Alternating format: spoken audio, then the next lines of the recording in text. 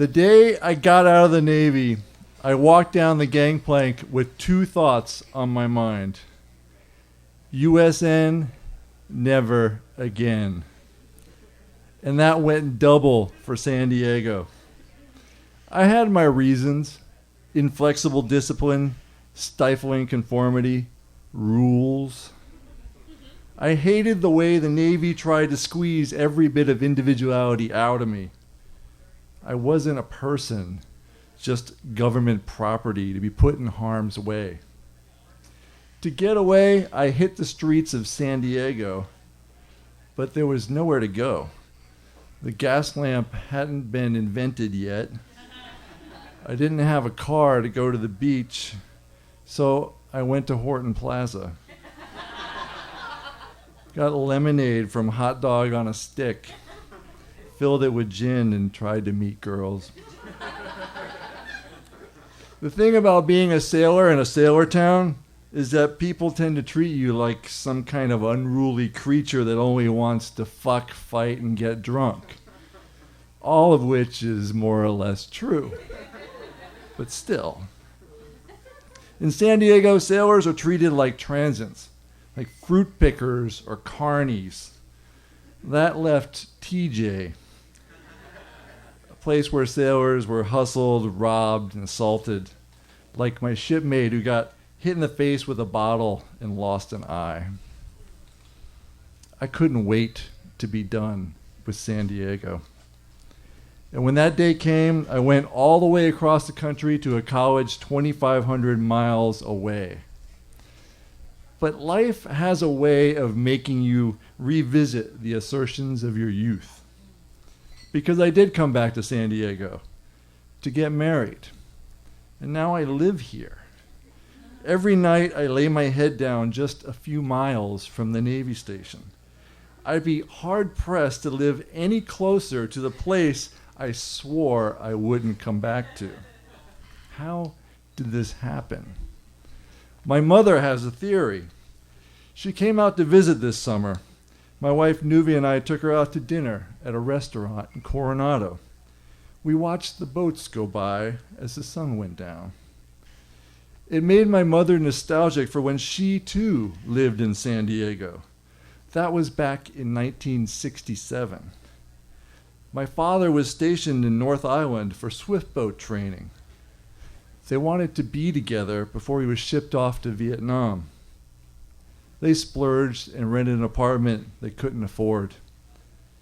And that's where I was conceived. Right there on the beach. Right here in San Diego. According to my mother, that's why I keep coming back. Like salmon swimming back to its home waters. The Pacific salmon are very strong swimmers. It's not uncommon for them to swim from California to the Sea of Japan and back. Some make this journey several times in their lifetime, but they always come back. It's their destiny.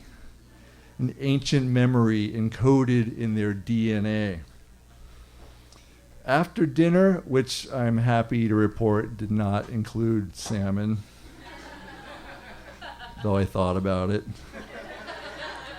we went in search of this magical place where I was hatched. A place called Imperial Beach. Only there was one problem. See, I have this terrible sense of direction. I frequently get lost, often very close to home. I can almost always be counted on to take the wrong turn, the wrong exit. I use my GPS on my phone to get places I've been to many, many times. Like here. Tonight. But what does that mean exactly? What does it mean to get turned around? Why do I have such poor instincts for finding my way home? Easy. I inherit it from my mother. We're directionally challenged, and now we were chasing a 44-year-old memory. Because although I've learned not to trust my mother when it comes to directions, she swore she remembered the address. It was adjacent to a bar that billed itself as the most southwestern saloon in all of the United States. The IB Forum? My wife asked. My mother couldn't remember, but Nuvia has an interesting story about the place. After breaking up with some loser, she went into the IB Forum to drown her sorrows. A friend of hers was learning how to bartend, and she got Nuvia ridiculously drunk. U2 came on the jukebox, and this resulted, as it often does, in a long crying jag. She went outside and shouted at the stars, "When am I going to find the man for me?" Then she threw up in the parking lot. Little did she know that her future husband was conceived just a few steps away. While Nuvia told this story to my mom, I struggled with the GPS. Something wasn't right. As we crept down the Strand looking for the building, I realized the apartment numbers were off. Way off, like by 1,000. And the street name wasn't right.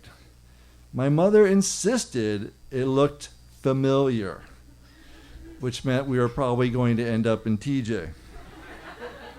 But when we passed the IB Forum, my mother pointed to an apartment building and shouted, "That's it." I looked at the GPS. We'd plugged in the wrong address and the wrong street, and it guided us right to this spot. Weird. Spooky even. It was getting late, nearly dark. The apartments all looked the same to me, but my mother walked right in as if 44 years hadn't passed. She pointed out how the laundry room was on one side of the courtyard and the entrance to the beach on the other. And there they were. The three of us went outside. I was struck by how close to the ocean we were. The sound of the crashing surf filled our ears. Evening fog rolled in, dampening our clothes and leaving a salty film on the rocks and railings. Here it is. This is where we lived. This is where you were conceived. And suddenly it all kind of clicked. Being summoned to San Diego by the Navy when I was still a kid, all those journeys back and forth across the country, all those temporary addresses, it seemed at the time like a wayward way to build a life, a series of journeys without rhyme or reason. But from the perspective of the Pacific salmon, it made perfect sense. This is where I was spawned. This is where I returned to make a family. Because in spite of not knowing where I was going, my instincts guided me to where I belonged. Thank you.